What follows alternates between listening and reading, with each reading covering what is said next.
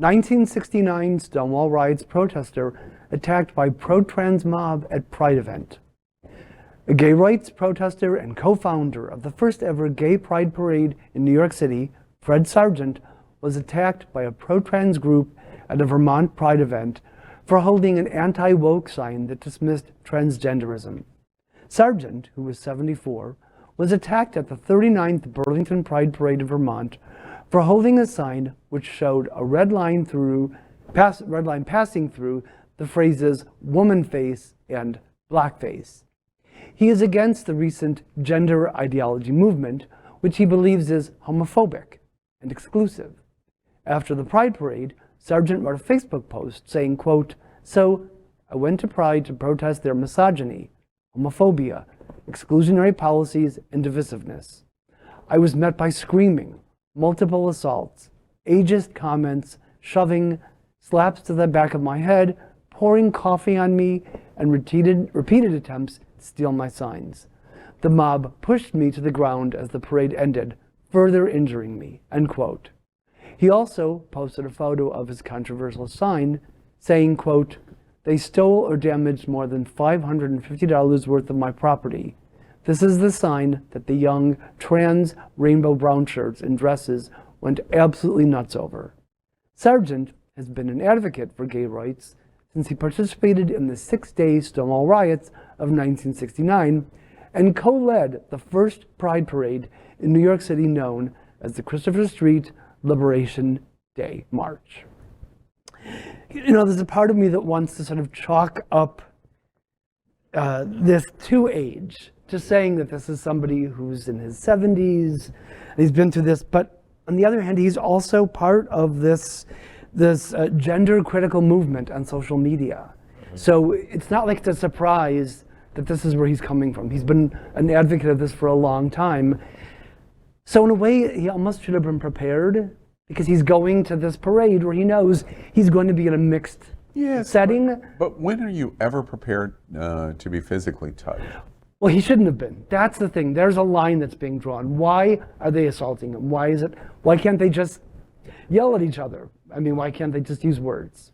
Yeah, I don't understand his point or position. I mean, I get it. I get what he's saying.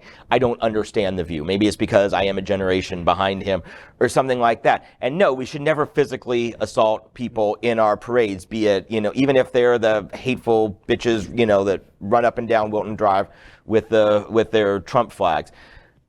But for him to just assume that we haven't progressed and we're not a changing movement. Like you always say, like we got to 2015 and we got marriage and we sort of stopped. Well, it seems like he got to 1969, 1971 and it was like, okay, I'm good, I'm done. We're a growing movement, we're a fluid movement, and we have to be ready to accept more people in and not shut those doors and keep them out, because we need every ally we can get, except for you. Time to go to bed. I completely agree. I agree with the observation that his viewpoint is out of touch. I completely agree with that.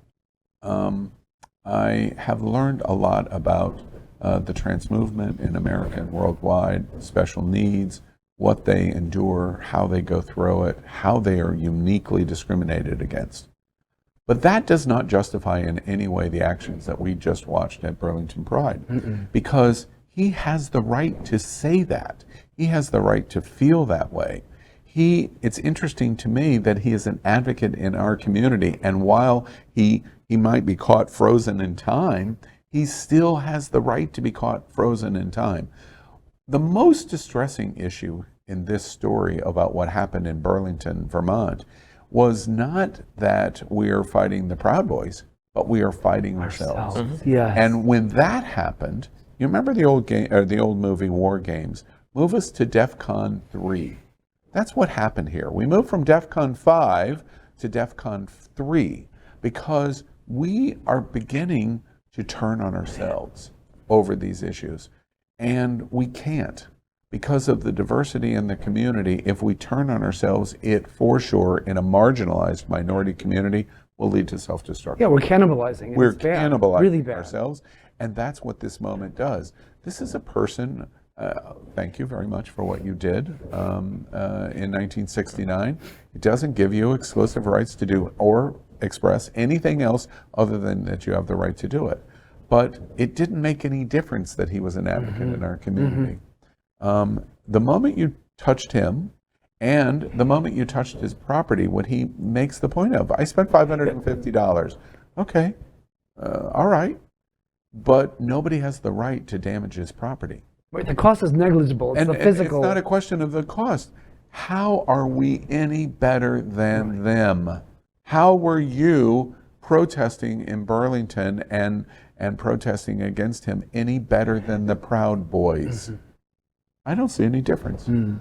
And when I express that, I know there's going to be a lot of rejection in the gay community, but we can't want what we want and then point our fingers at those that don't give us what we want. And that's what this story is really all about. It's about us.